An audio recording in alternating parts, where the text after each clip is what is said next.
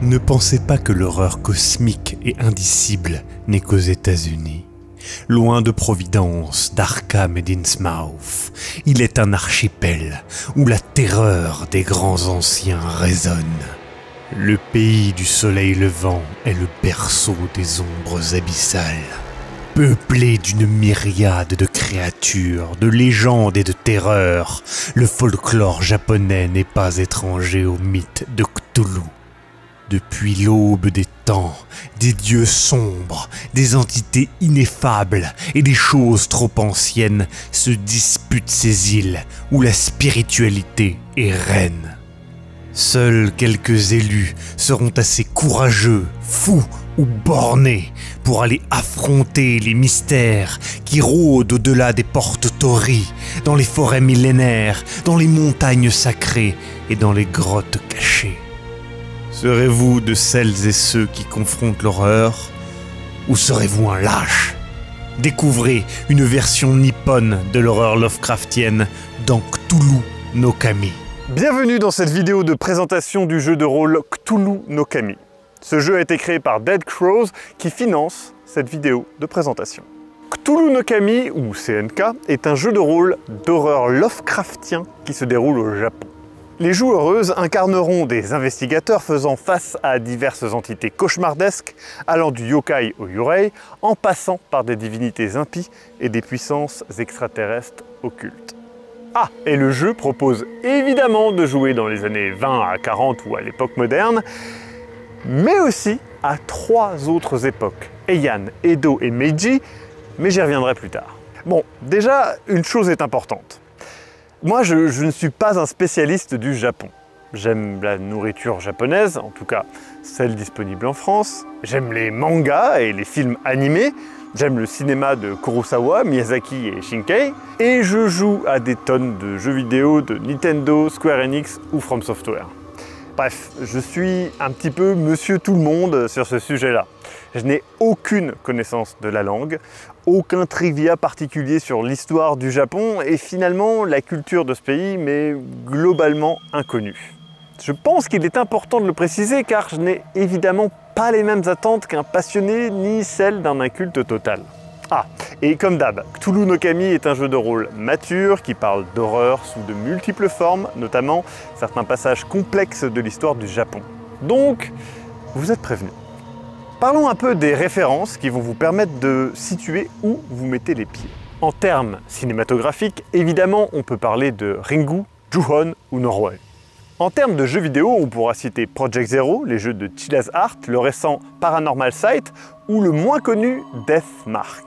Et pour les lectures, je pense que les chefs-d'œuvre de Junji Ito suffiront, mais je recommande aussi Fua no Tane de Masaaki Nakayama pour son traitement des yokai et yurei particulièrement flippant. Et si vous n'avez aucune de ces rêves japonaises, eh bien c'est tant mieux, car vous pourrez les découvrir pour vous en inspirer et faire de délicieuses parties de Cthulhu no Kami. Parlons donc plus en détail des époques. Le jeu propose un livre dédié à chacune. Et les suppléments permettent d'intégrer de nouvelles règles et équipements, mais surtout des galeries de PNJ, des secrets et des intrigues, des lieux importants et un scénario dédié. De quoi vraiment vous transporter dans la période choisie, car vraiment, chaque époque a son style. Ah, et il y a aussi une petite nouvelle en ouverture des suppléments, chose que j'ai fortement appréciée, car ça transmet plus facilement l'ambiance générale. Déjà, l'ère Heian, la plus ancienne s'étendant de 784 à 1185. Elle est plus orientée sur des aventures épiques, où la magie peut facilement s'intégrer, tout en gardant le fatalisme cher au récit Lovecraftien. Ensuite, il y a l'époque Edo, située entre 1600 et 1868. C'est l'image la plus connue du Japon féodal. Les samouraïs qui suivent le code du Bushido, les combats au katana, le seppuku. Mais c'est aussi une époque de paix et de poésie. C'est donc une orientation à la frontière entre la violence et la sensibilité. La période suivante est l'ère Meiji, débutant en 1868 et s'achevant en 1915. L'arrivée de l'industrialisation et de l'occidentalisation du Japon. C'est la fin de la magie et la montée de l'occultisme chez les personnes d'influence. Et puis, forcément, l'arrivée de nouvelles croyances depuis l'Occident. L'avant-dernière période est l'ère Showa, située entre 1926 à 1989, mais qui s'arrête en 1945 dans ce supplément. C'est l'arrivée de l'ultranationalisme et des horreurs parfaitement humaines. Le mythe de Cthulhu est un outil utilisé pour arriver à des fins terribles. Attention, le livre fait bien l'effort de souligner que rien ne justifie les atrocités telles que l'unité 731 et qu'en aucun cas les horreurs humaines bien réelles se trouvent effacées par une créature fictionnelle. Enfin, la dernière période proposée est l'époque moderne, les années 2000. Une ambiance technologique et conspirationniste où les vieilles croyances renaissent sous des formes plus actuelles. Il y a donc clairement de quoi varier les plaisirs, et le jeu se trouve transformé entre chaque période, ce qui est un gros plus quand on aime la variété. Bon, on a parlé des périodes, mais parlons maintenant du croustillant. L'utilisation des mythes et légendes japonaises mélangées aux horreurs Lovecraftiennes, car c'est là le gros point fort du jeu. Utiliser des créatures, des fantômes, des choses d'outre-tombe qui sont bien loin des classiques de nos contrées. Les mushi, les yokai et les yurei sont là. Et ça fait un bien fou de découvrir de nouvelles idées qui ont malgré tout des dizaines, des centaines, voire même des milliers d'années d'histoire derrière elles. Du Baku qui se nourrit des rêves et cauchemars, au Gashadokuro, un gigantesque squelette qui claque des dents en approchant. Le folklore japonais regorge d'idées incroyables et le livre vous les sert sur un plateau d'argent. Mais Cthulhu no Kami ne s'arrête pas là, car il y a bien Cthulhu dans le nom. Et pour cause, la cosmogonie entière des grands anciens est adaptée à la mythologie japonaise. Ashtur devient un grand cerf blanc, seigneur des yokai. Nyarlathotep met son masque de la mer au sang maladie. Mais on peut aussi retrouver Amaterasu ou Izanagi, de véritables divinités du shintoïsme. Car, et je l'ai appris dans le livre, car je n'y connais rien, un kami, qu'on retrouve dans le titre du jeu Cthulhu no Kami, est une divinité ou un esprit vénéré dans le shintoïsme, qui est, je le rappelle, la plus ancienne religion connue du Japon. C'est au travers de cette vision animiste que tout le mythe Lovecraftien est adapté. Et ça marche même super bien. Vous aurez aussi tout un historique riche et détaillé depuis la création de la Terre à 2019, pour voir comment les divinités, les esprits et les choses cachées dans l'ombre se sont organisées au fil des millénaires. Il y a aussi des tas de sociétés secrètes, cultes étranges et confréries ancestrales. De quoi trouver des adversaires pour vos joueuses. Oh, et il y a aussi un Necronomicon à la japonaise. Constitué de 23 parchemins, les révélations de celui qui ne doit pas être réveillé est une petite merveille à lire pour perdre sa santé mentale. Bon, ce n'est pas le seul objet mystique décrit, mais celui-ci m'a marqué. Ah, et il y a plusieurs formes de magie, si c'est votre truc. Évidemment, ça reste très dangereux et peu recommandé pour les personnages. Bref, vous aurez énormément d'éléments ultra intéressants pour alimenter votre imaginaire, vous donner des idées et écrire des scénarios. Mais ça ne s'arrête pas là. Bah non, car je vous ai parlé des époques, mais le jeu va aussi détailler la société japonaise. Et ça, c'est vraiment ultra intéressant pour quelqu'un comme moi qui n'y connaît finalement pas grand-chose. Car, bon, c'est facile de dire « ça se passe au Japon ». Mais avec tout ce que donne Cthulhu no Kami en termes de contexte, de période, de bestiaire, de mythologie et de petits détails de la vie quotidienne, eh ben, vous achetez littéralement un ticket pour le Japon cthulhuesque. Donc, si vous cherchez une manière originale, fraîche et résolument profonde d'étendre vos horizons dans vos parties de Cthulhu, vous pouvez foncer sur Cthulhu no Kami. Mais il y a aussi un système de jeu.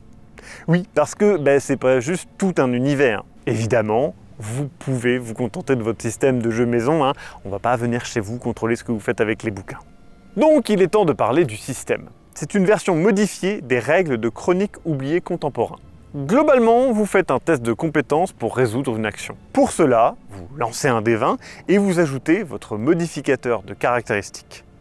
De plus, si vous avez une compétence en rapport avec l'action, vous ajoutez son bonus. Si votre résultat final est supérieur ou égal à la difficulté du test, vous avez réussi. Simple. Il y a des petits détails amusants. Par exemple, l'échec critique est sur le 4, pas le 1. Car c'est un chiffre de mauvais augure au Japon. 4 se prononce shi, ce qui se traduit par la mort. De plus, le chiffre 7 apportera un bonus au prochain lancer, car c'est un chiffre considéré comme porte-bonheur au Japon. Encore une fois, tout est là pour vous transporter le plus possible dans l'univers japonais. Pour les combats, vous avez de multiples détails, mais cela tient sur quelques pages seulement. Donc, pas d'inquiétude, cela reste simple et direct, pas besoin de se taper 100 pages de règles. Étant un jeu d'horreur, vous avez des règles autour de la folie.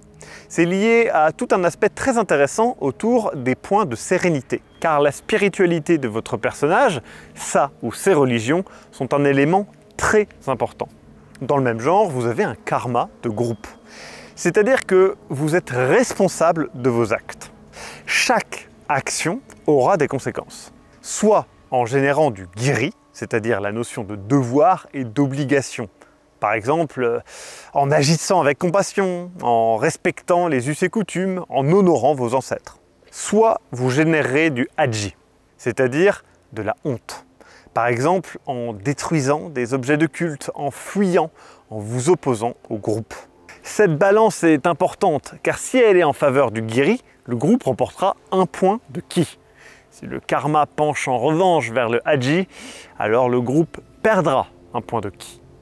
Et le ki est une notion primordiale et complexe du jeu. Il est l'état mental psychologique du personnage. Quelque chose qui l'aide à digérer ce qu'il voit, à être en équilibre avec le monde mystique. S'il est négatif, il deviendra un malus pour le personnage. S'il est positif, c'est un bonus. Ah, et je ne vous ai pas parlé de la création de personnage, nommé ici Heiyu. Vous devez d'abord choisir un profil, c'est-à-dire un métier plus ou moins. Il y a 3 familles de profils. Action, avec par exemple militaire ou shinobi. Réflexion, avec par exemple médecin ou religieux. Et société, avec par exemple geisha, salariman ou politicien. Et puis les biclassés, comme samouraï, fonctionnaire ou investigateur. Évidemment, vous pourrez créer votre propre profil si besoin. Chaque famille a des avantages, comme des points de vie en plus ou des bonus d'attaque. Les profils vont déterminer vos points de ki et vos voies de prédilection. Les voies sont une manière de voir les compétences du personnage. Par exemple, une geisha aura +1 en ki et comme voie de prédilection, les arts zen, le discours, l'esthétique, la psychologie et les relations. Le joueur va ensuite ajouter 4 points de capacité dans les voies du personnage. Ces points vont acheter des rangs, donnant accès à des bonus. Pour reprendre l'exemple de la geisha, en mettant un point dans la voie de la psychologie, on obtient le rang à l'écoute, qui offre un bonus pour analyser l'état émotionnel des PNJ et un autre bonus pour obtenir des aveux. Et en ajoutant un autre point, cela donnera le rang mental d'acier qui permet d'avoir un bonus de chance lors d'un échec critique. Chaque point investi dans une voie va donc avoir un gros impact. Ensuite, vous devrez définir pour votre Heiyu sa spiritualité, ce qui influencera son ki, et ses points de sérénité, qui sont, eux, liés à sa stabilité mentale, on en a parlé tout à l'heure. Sans parler évidemment de tout ce qui est point de vie, volonté, initiative, etc. ou même des origines du personnage qui auront un impact sur son ki. Bref, cela permet de vraiment personnaliser son Heiyu. Aussi, vous pourrez passer des niveaux et ainsi voir votre Heiyu progresser si vous faites une campagne. Mais tout ceci n'est qu'un tout petit aperçu de ce que propose la gamme Cthulhu no Kami. Je ne peux pas, en une vidéo, démontrer la richesse des 8 livres que j'ai lus. Il vous faudra plonger dans cet univers riche, spirituel et intrigant par vous-même pour en déceler tous ses secrets. Je rajouterai, avant de conclure, que nombre des illustrations de ces livres m'ont transporté directement dans l'horreur ou la contemplation.